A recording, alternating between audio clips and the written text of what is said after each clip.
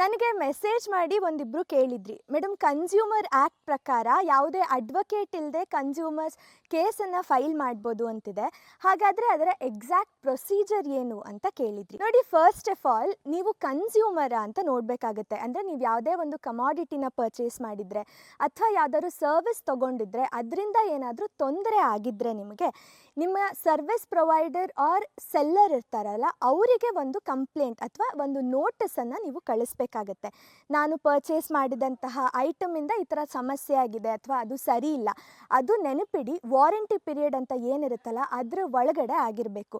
ನೀವು ನೋಟಿಸ್ ಕಳಿಸಾದ್ಮೇಲೆ ಸುಮಾರಷ್ಟು ಕೇಸಸಲ್ಲಿ ಅವರು ನೋಟಿಸಿಗೆ ರಿಪ್ಲೈ ಮಾಡಿದ್ರೆ ಅದರ ಮೂಲಕನೇ ನಿಮ್ಮ ಕೇಸಸ್ ಸಾಲ್ವ್ ಆಗೋ ಚಾನ್ಸಸ್ ಇರುತ್ತೆ. ಆದರೆ ಅಕಸ್ಮಾತ್ ಹಾಗಾಗಿಲ್ಲ ಅಂತಂದರೆ ನೆಕ್ಸ್ಟ್ ನೀವು ಕನ್ಸ್ಯೂಮರ್ ಕಂಪ್ಲೇಂಟನ್ನು ರೇಸ್ ಮಾಡಬಹುದು. ಇವಾಗ ನೀವು ಕನ್ಸ್ಯೂಮರ್ ಕೇಸ್ನ ರೇಸ್ ಮಾಡಬೇಕು ಅಂತಂದರೆ jagrati.gov.in ವೆಬ್ಸೈಟಲ್ಲಿ ಹೋಗಿ ನೀವು ಕಂಪ್ಲೇಂಟನ್ನು ಕೊಡಬೇಕಾಗುತ್ತೆ.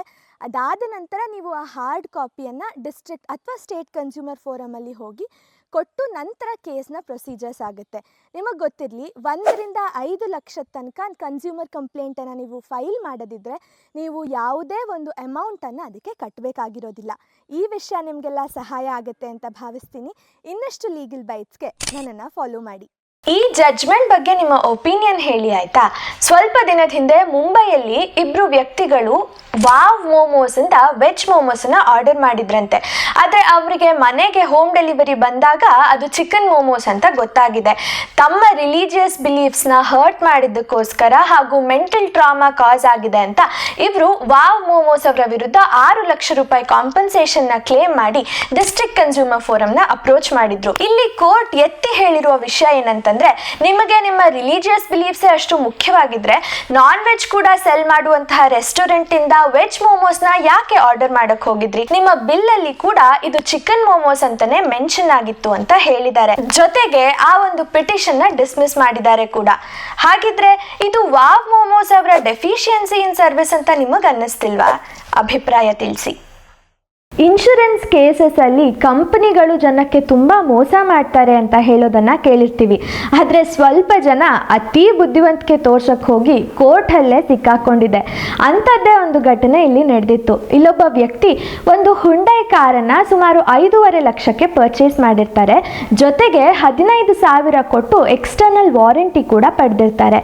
2024 ಆತನ ಗಾಡಿ ಬ್ರೇಕ್ ಫೇಲ್ಯೂರ್ ಆಗಿ ಬಾನೆಟ್ಗೆ ಫೈರ್ ಕೂಡ ಕೊಂಡಿತ್ತಂತೆ.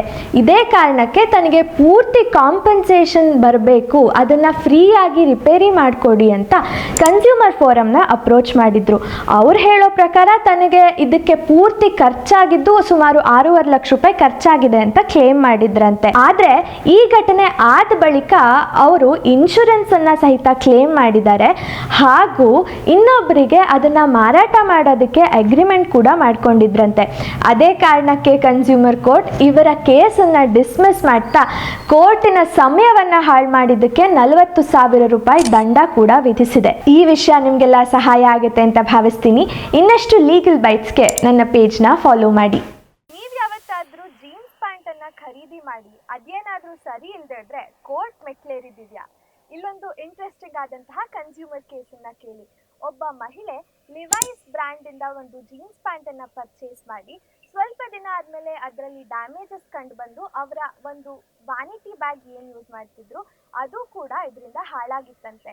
ಜೊತೆಗೆ ಅದು ಕಲರ್ ಬ್ಲೀಡಿಂಗ್ ಆಗಿದ್ರಿಂದ ಅವರಿಗೆ ಒಂದಿಷ್ಟು ಇರಿಟೇಷನ್, ಇನ್ಫೆಕ್ಷನ್ಗಳು ಶುರುವಾಗಿತ್ತು. ಇದೇ ಕಾರಣಕ್ಕೆ ಈ ಮಹಿಳೆ ಕನ್ಸ್ಯೂಮರ್ ಕೋರ್ಟ್ ಮೆಟ್ಲೇರಿದ್ರು. ಅಲ್ಲಿ ಬಂದಂತಹ ಡಿಸಿಷನ್ ಏನು ಅಂತಂದ್ರೆ, ಈ ತರ ದೊಡ್ಡ ದೊಡ್ಡ ಕಂಪನಿಗಳು ಹೀಗೆ ಕಲರ್ ಬ್ಲೀಡಿಂಗ್ ಅನ್ನುವಂಥ ಒಂದು ಮಿಸ್ಟೇಕನ್ನು ಮಾಡೋಕ್ಕಾಗೋದಿಲ್ಲ. ಅಕಸ್ಮಾತ್ ಅದೇನಾದ್ರು ಇದ್ರೆ ಅಲ್ಲಿ ಪ್ರಿಕಾಷನ್ನಲ್ಲಿ ಅದನ್ನ ಮೆನ್ಷನ್ ಮಾಡಿರಬೇಕಾಗುತ್ತೆ.